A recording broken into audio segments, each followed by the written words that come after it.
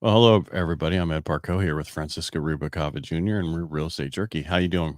Good, good. How are you? Good. We were talking off mic before they were hot. We were saying how I saw a big move in the market end of December, but then it slowed down. Christmas week and New Year's week, and then it seemed like around the 6th, I started getting busier. Well, definitely last Friday, whatever last Friday was. Yeah, I noticed it has been a lot busier. And then there's been, I mean, specifically within our area, like I don't know if you probably got any calls on it too, but there was a certain property that was out for like 35 grand. Then it ended up blasting over to 100, like 20. 35 grand. Yeah. Yeah, but it's a complete teardown. Right. So you're getting a lot and the permits. Pretty much. Yeah, which still, It's good. exactly. Yeah, I mean, a lot of people I was getting a ton of calls on that particular property, but people always just sprint and run, for the deal right away. But what I try to explain to people too is like with those certain properties, you need to be prepared in a different aspect, right? Like you have to have quite a bit of money or Cash. have exactly. You need cash. You can't do anything other than that. No one's going to go, oh, you're going to do one of those FHA full instead of the two okay. No, not in this market. Right. And that's and that's the thing too. Like I still have a listing that I have out in Keys, and is it that one? Yes, 300,000, right? And it, I mean, I get it in a sense. Yes, it is really expensive, but and it was crazy to me. We literally got an offer at 300K asking for 10,000 in credits. And your seller said no. She said no. Because it was and I completely understand her standpoint, but I did explain to her, right now in this market too, a lot of people are getting credits. Like it's kind of a given. And she didn't even come back at 310 or 305. No. And that's the thing too, right? Is I mean, realistically on the end where I see it, I mean, I did explain to her that I felt like there were possibly going to be some issues with appraisal because, again, we really are kind of, I feel, pushing it at that point, right? But she's staying firm on it. And it's something that, I told her, I mean, however you want to proceed, we'll go ahead and we'll continue trying, right? Just one is so hard to sell. It is. That's only one bedroom. I mean, that's, what is it? 900 square feet? 570. Wow. It's tiny. And there, it does have, a detached garage, which I feel like a lot of people that are gravitating towards this property are people that either have some background or have family or, can do the work themselves. Right. And seeing, the possibility of converting things and then later on, maybe adding, to it, because it is a big lot. It's like a little over a quarter acre, and, it's in Keys, which granted, if you were to try to buy at that price point in Modesto per se, like we've said it before, you're not going to be in a really great area, not in a good area at all. You will not want to live there. Right. So, I understand her standpoints. But you understand them, but then you don't agree. I'm not saying you agree with them, but I mean, it's a one. It's going to cost, I don't know, 100,000 to put 2 bedrooms into that and another bathroom easily, if not more than that. And then is it worth 400 at that point? Well, that's where I would say, I think it would. It just it needs the person to be able to do it, and you mean their own and do it by themselves, be able to do it by themselves. I think so, to make it, not be that expensive. But I do believe that, if they were to add another bedroom, another bathroom, even just like 2-1, right? And even having a separate property, like if they were to add another dwelling, yes, it definitely would be worth more, because, a lot of those properties, I mean, you look anywhere in Keys right now, there's like probably only 3 or 4 listings in Keys. And Keys is a small place. You don't blink it because you'll pass it. Yeah, exactly. And a lot of people so I'm going to talk about yeah. No, but a lot of people a lot of people go there as a kind of last resort, like, well, they go there instead of Ceres. Right. Not that there's anything wrong with Ceres for people who live in Ceres. I don't want those calls or those texts. I'm just, for me, but for me, I'd rather be Keys or Turlock, right? But Turlock's way too expensive. So series is, expensive as well, right? Like it's kind of the same thing with Modesto. At that price point, where do you go, right? So, there has to be, and now I feel we see a lot more people gravitating towards these ideas. And then, like, for example, I know you offer that program, right, where you could actually, you know, get financed on construction. right, but also you in those areas where you're talking, you can do USDA 100% financing. Right.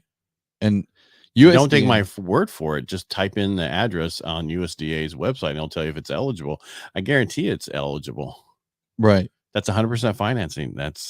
And if there's extra money, you can add some closing costs in it. Right. There's a lot of different programs actually that have been coming out. I mean, That program's been around forever, dude. right. Well, no, I'm saying like I've been getting calls about like 5% down, no PMIs in certain areas. I've also been getting calls, like I had this one lender from Wells Fargo reach out about like this one specific program that it was kind of like a free grant, but they don't again, in a market like this, it's hard to get even those accepted, right? Because it takes longer. I forget what they're called, but there's certain areas that a lot of places have money for that, and a lot of the 5% down, no MI, it's built into somewhat into the rate, right? I think, and that's where it is important. Like, I mean, we all have that. Yeah. I just would rather, because I've had some people where I had a CPA. He's like, I don't want to pay it monthly. I said, okay, here's what it is in the rate. Okay, I'm good with that. Yeah. Well, the rate, I think, because then at that point, right, it's taxable with the higher rate. It's also taxable. You can write that off. It's even the MI cost. Yeah, talk to your tax person. Yeah, because you're writing off insurance. So most people will not write off their mortgage payment because they'll take the standard deduction.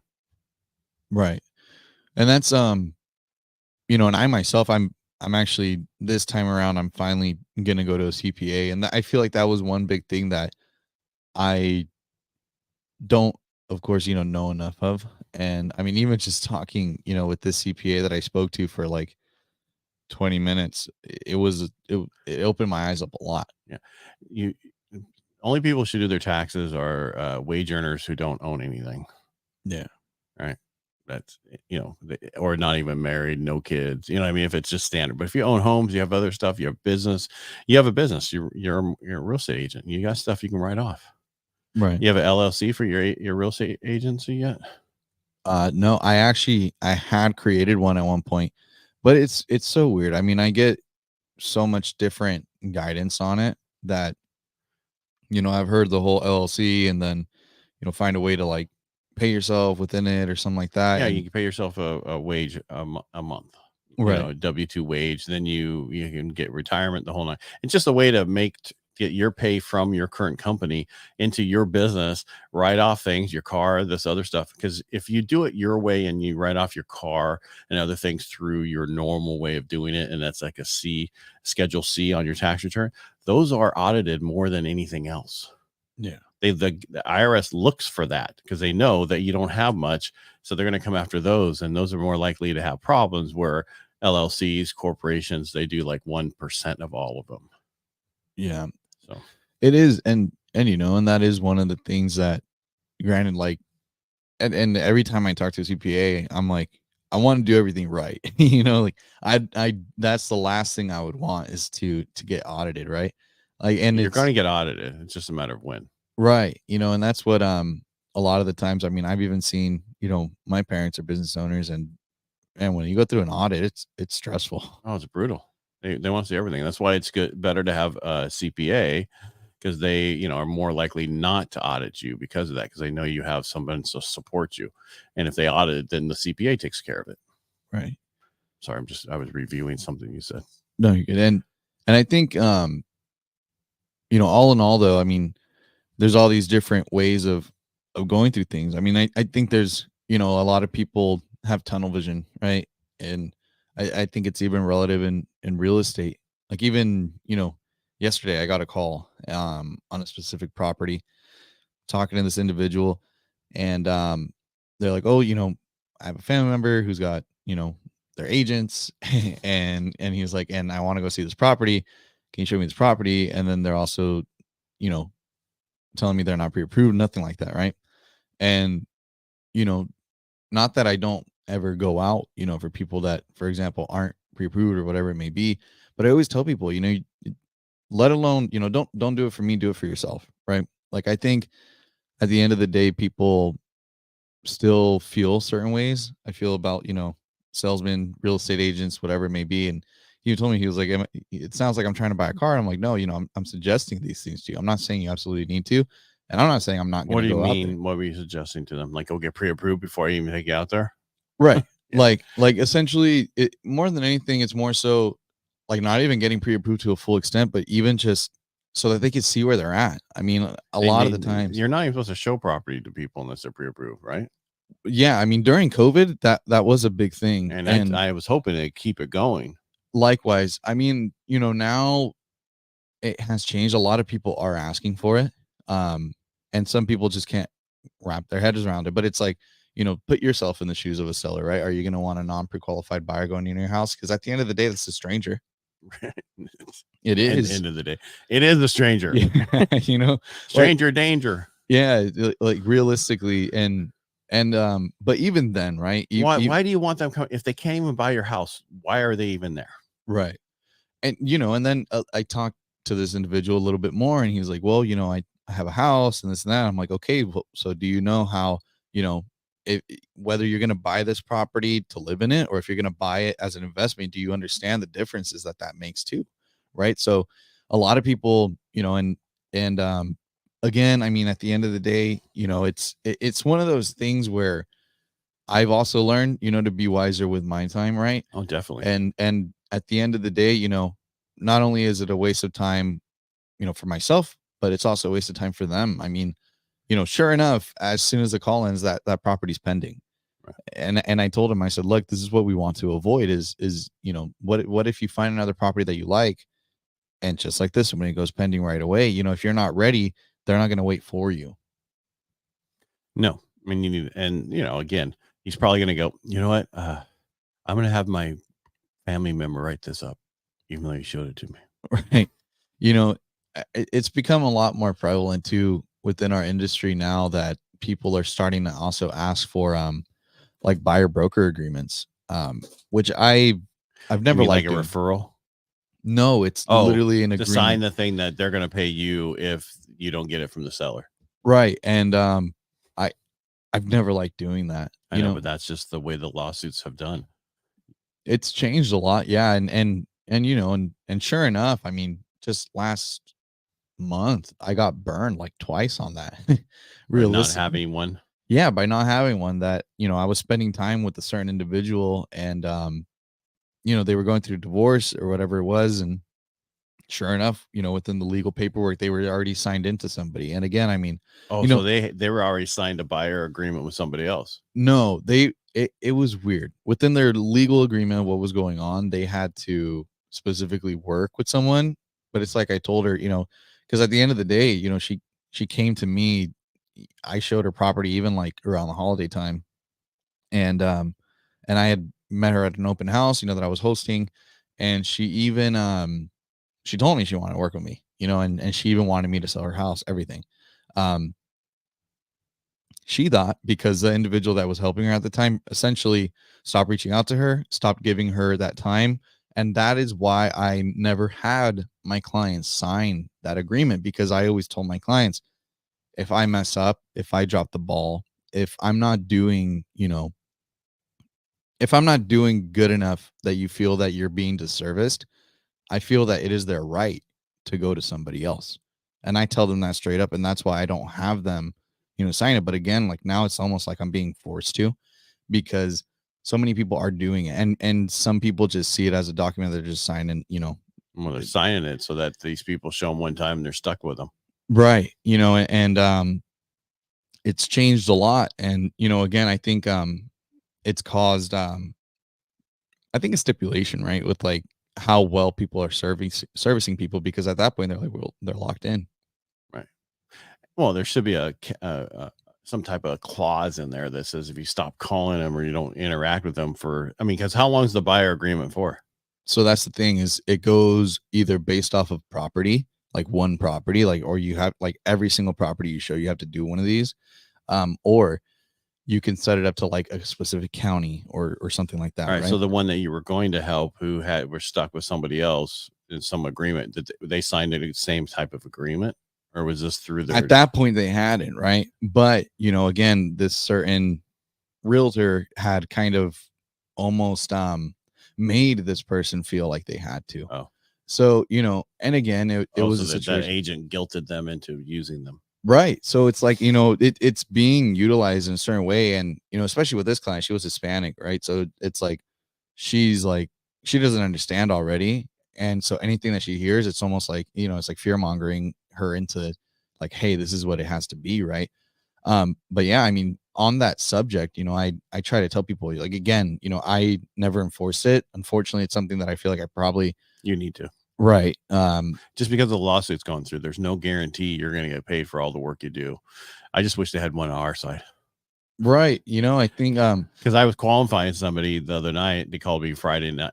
I worked with them a little bit and then told them to do this. They did it Monday, blah blah. Talked to the husband. He's like, oh yeah, we also applied with, and I was like, I knew who they applied with. I'm like, he goes, are you a broker or a lender? I'm a broker, which you want to go through because we never have to say no. Plus I get some of the lowest wholesale rates out there. And it's just one of those things. It's like, well, with some what I've been seeing, like for your end, is asking the buyer's agent to actually put you within the financing terms, like that the financing will be with you. You mean like the selling agent on the MLS, or are you talking as a buyer? Like let's say we're submitting an offer, right? Put it on the contract that the finance is going to be with you. I never once were there. Another problem. It's in the beginning. Once we're to that point, it's the only time I lost them is if that agent who didn't know me, like I lost him in Southern California because he's not a local person, but I saw him in a documentary. You know what I mean? It's like, but and I was dealing with this guy. I'm like, don't worry about it. Just go. She's just wanting to protect her person, which is fine. I get it. But we can work all over. We can work all over the country if we're licensed. The loans don't change by area. What changes is how you do it. Like I do a lot of stuff in Tuolumne County. I know how those properties are and the difference of those properties where a lot of people don't. And I know what can come up. I did one where they shared a septic. Even though they're on two separate lots. Everybody else said they couldn't get it done. Fannie Mae says that as long as they're tied together by something, and that was the septic, that you were able to compare across both lots. It's just knowing how to do this stuff. Right.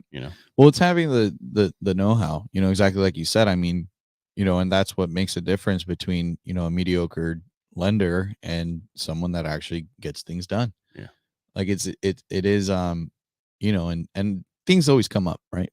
But it's being able to know how to, adjust and continue moving forward. Yeah. Well, it's like I tell people, if you're going to have to give out a couple of names, some agents feel that they were told through their brokerage they have to. I said, fine, just have them Google the name. Yeah. Yeah. And see what comes up and what they, because if you Google my name and so much stuff comes up, it's ridiculous. But again, that bit me in the ass the other day. Somebody was referring to vet and he goes, I want you to call Ed. And he's like, you mean that radio star? I'm like, dude, and we talk about, we're never too busy. The reason we do that is to educate people. Same reason we do this is to educate you about what's going on. We're never too busy. We have other people doing all the ancillary other stuff, but we're forward facing with our clients, period. You're my client. I'm talking to you the whole time. Occasionally you might have somebody from escrow or one of my assistants, but really I am your person. Right. I think, and I mean, even doing this, I think is a big, I think it's important. That's why I do it. Like I've told you, I don't even utilize the social media aspect or the marketing aspect of it. It's out right there. People see you. It's out there already. It's on Facebook. Right. It's everywhere. And well, that's what I'm saying is like, for me, I just like coming here to provide, like you said, education. I mean, even when I, host open houses too, like I've turned it almost into like a classroom setting where I think it's important that people know this, and having the internet and having the ability to project this out, I think it's a big calling that, you know, we are serving. Uh, and it's important because not enough people know, not enough people um, understand, you know, all the different things and what you can do. You know, I mean, a lot of the times I have so many conversations with people and talking to them about credits and how they could save money. And it's always like, well, what are credits and what's this and what's that? Right. Like, I'm like, you know, it's important to know these things. You should. I Googled you. A lot of you come up a lot. Plus, you have 23 Google reviews. Good job. No, thank you. That's hard. I mean, I have 73, and that's like begging.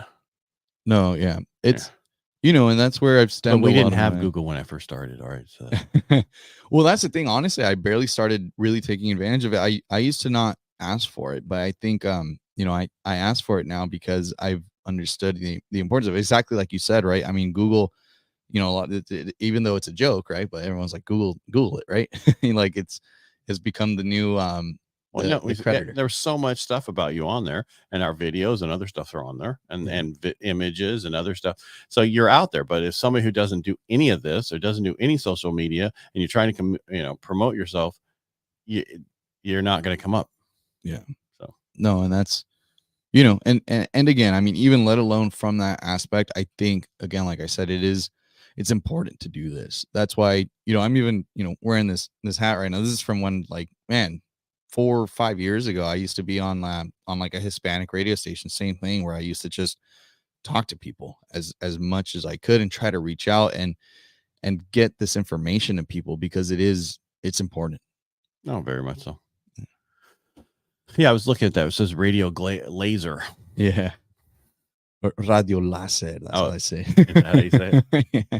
No, but it you know, and it was a good time. And again, you know, I've never gotten, I guess, like specifically like business out of it. But I think, you know, again, like you're saying, you know, even just let alone the exposure and sometimes I do actually get, you know, like even my godfather the other day, he sent me the clip, the one that went viral with you and I of the, Yeah. you know, so It's huge. It's up to 747,000. You're welcome. No, yeah, thank you. And that's what I'm saying is, like, you know, So he was like, "Oh my goodness!" right. Well, it creates familiarity at Right. the end of the day. I think, And so what you should do is get a TikTok. If you don't, find that clip and share it on your stuff. Yeah, no.